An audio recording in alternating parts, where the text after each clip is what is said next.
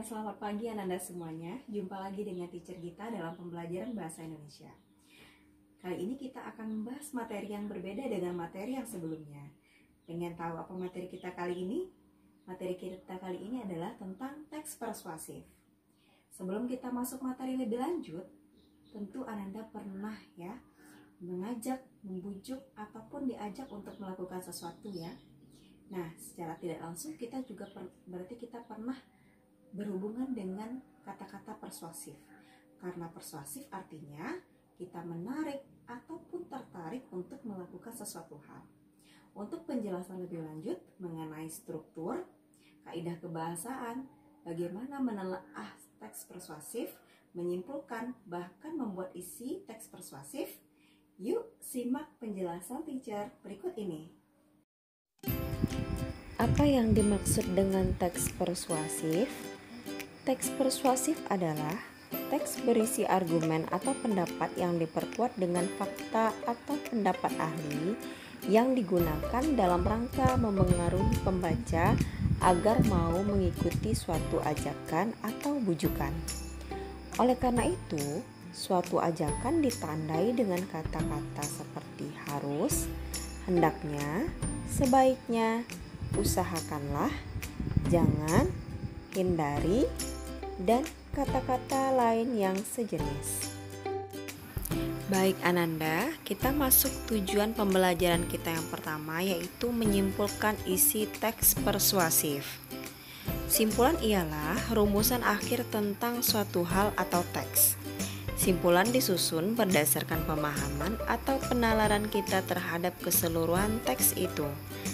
Karena isi teks persuasif berkenaan dengan ajakan, maka cara menyimpulkan suatu teks dapat dilakukan dengan menemukan ajakan apa yang disampaikan dalam sebuah teks persuasif.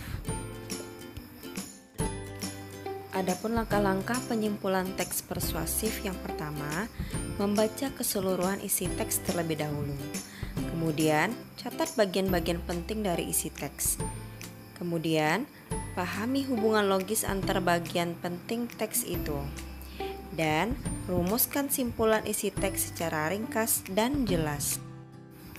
Adapun tujuan pembelajaran kita yang kedua, Ananda dapat menentukan struktur teks persuasi.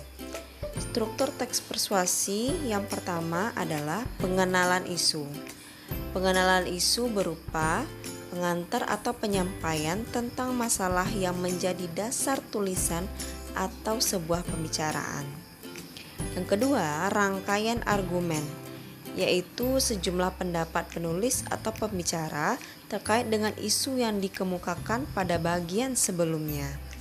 Ketiga, pernyataan ajakan, yaitu sebagai inti dari teks persuasi yang di dalamnya dinyatakan dorongan yang ditandai dengan ajakan, kata-kata ajakan baik secara tersurat ataupun tersirat.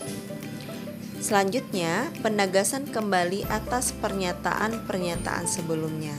Biasanya ditandai oleh ungkapan-ungkapan seperti demikianlah, dengan demikian, jadi, oleh karena itu, dan kata-kata sejenis. Selanjutnya, Ananda dapat menentukan kaidah kebahasaan teks persuasif. Kaidah kebahasaan teks persuasif yang pertama, menggunakan kata-kata bujukan seperti harus, penting, mari, ayo, sepantasnya, atau kata imperatif seperti jangan, sebaiknya, hendaknya, waspadalah. Kedua, menggunakan peristilahan berkenaan dengan topik yang dibahas, seperti istilah dalam bidang teknologi atau bidang lainnya. Selanjutnya, menggunakan konjungsi yang digunakan untuk menyatakan suatu pendapat, seperti kata jika, dengan demikian, oleh karena itu, dan konjungsi-konjungsi lainnya. Terakhir, Ananda nanti dapat menulis teks persuasif. Untuk menulis sebuah teks persuasif, pertama, persiapkan sebuah tema. Contohnya tema pendidikan. Yang kedua, buat perincian mengenai topik yang ingin dibahas. Jika kita ingin menulis teks persuasi tentang tema pendidikan, maka perinciannya dapat seperti berdoa sebelum belajar, memusatkan pikiran, menenangkan otak. Nah, dari perincian tersebut dapat kita tulis teks persuasi sebagai berikut. Belajarlah dengan tata cara yang baik, yaitu berdoa sebelum belajar dengan niat tulus belajar sungguh-sungguh. Pusatkan pikiran ketika belajar. Ketika kamu merasa jenuh, berhentilah sejenak untuk menenangkan otak. Baik anak-anak semuanya, sudah disaksikan pembelajaran teacher mengenai teks persuasif tadi? Silahkan dipahami kembali ya. Tetap semangat belajar, patuhi protokol kesehatan.